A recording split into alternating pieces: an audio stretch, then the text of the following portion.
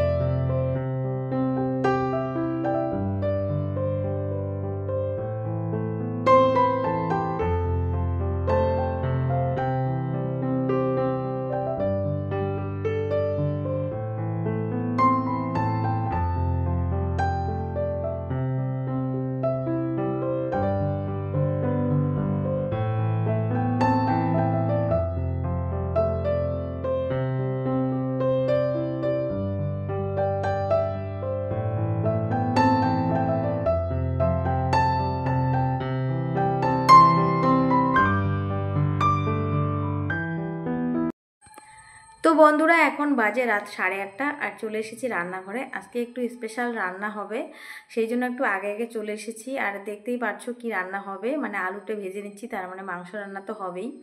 তো সকালবেলা তো রান্না করেছি সবজি ডাল, মানে নিরামিষ করেছি, আর দিনটা তো চলেই গেল।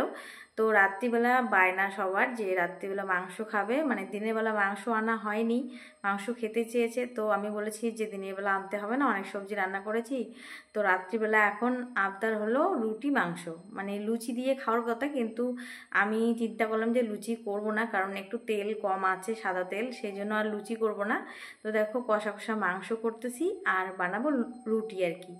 তো এই যে রাতের আমাদের খাবার। তো দেখো আমি এদিকে কিন্তু মাংসটা কষাতে কষাতে এদিকে দেখো আটাগুলো মেখে নিয়েছি, আর দেখো অনেকগুলো রুটি হবে, যেহেতু মাংস দিয়ে রুটি খাওয়া জানোই তো, রুটি দিয়ে মাংস সবারই পছন্দ খুব। তো সেই জন্য বেশি করে আটা মেখে নিয়েছি। তো এখন রুটিগুলো বেলে নেব আর ভেজে নেব ওদিকে। গরম গরম রুটি রাত্রিবেলার খাবার আমাদের। তো অবশ্যই কিন্তু কমেন্ট করে জানাবে তোমাদের কার কার রুটি মাংস খেতে ভালো লাগে। তো এখন এই যে রুটিগুলো আগে বেলে নেব, তারপর ভেজে নেব, কারণ অনেকগুলো রুটি বেলতে অনেকটা সময় লাগবে, আর যেহেতু একা হাতে আমি করতেছি। আর জানো তো ভাত রান্না করা খুব সহজ আমার কাছে, মানে রুটি বানানোটা খুবই ঝামেলা। রুটি বানালে অনেক কাজ করতে হয়, অনেক হ্যাপা করতে হয়, রুটি বানানো খুবই ঝামেলা। তো আমরা কিন্তু মাঝে মাঝে শখ করে রুটি খাই, রুটি প্রতিদিন আমাদের হয় না। তো আজকে যেরকম শখ করে রুটি মাংস হচ্ছে আর কি। তো দেখো রুটিগুলো বেলে নিয়েছি, এখন রুটিগুলো ফটাফট করে ভেজে নিচ্ছি। তো বন্ধুরা চলো লাস্ট পর্যন্ত ব্লগটা দেখতে থাকো। এখন রুটিগুলো ভেজে নিই, আর কেমন লাগলো অবশ্যই কিন্তু কমেন্ট করে জানাবে। তো বন্ধুরা দেখো অনেকগুলো রুটি ভেজে নিলাম, আর এদিকে দেখো আমার মাংসটাও হয়ে গেছে, আর দেখতে কিন্তু খুবই সুন্দর হয়েছে। আর গরম গরম দেখো রুটি হটপটে রেখে দিয়েছি। তো চলো এখন খাওয়া দাওয়া হবে। এখন 9:30 বাজে, রান্না করতে করতে 9:30 বেজে গেছে, সবাই বসে পড়েছে। আর আমি কিন্তু বেশি রুটি খেতে পারি না, মানে দুটোর বেশি খেতেই পারবো না, মানে আমার এটা অভ্যাস, মানে বেশি রুটি আমি খেতে পারি না। তো চলো সবাই মিলে বসে পড়েছি, এখন রাতের খাওয়াটা সেরে নিই, গরম গরম রুটি মাংস। তো কেমন লাগলো আজকে আমার এই ছোট্ট ব্লগটা অবশ্যই কিন্তু কমেন্ট করে জানাবে। আর যারা যারা আমার নতুন বন্ধু হয়েছে তারা তারা অবশ্যই আমার পাশে থাকবে, আমিও চেষ্টা করব সবার পাশে থাকার।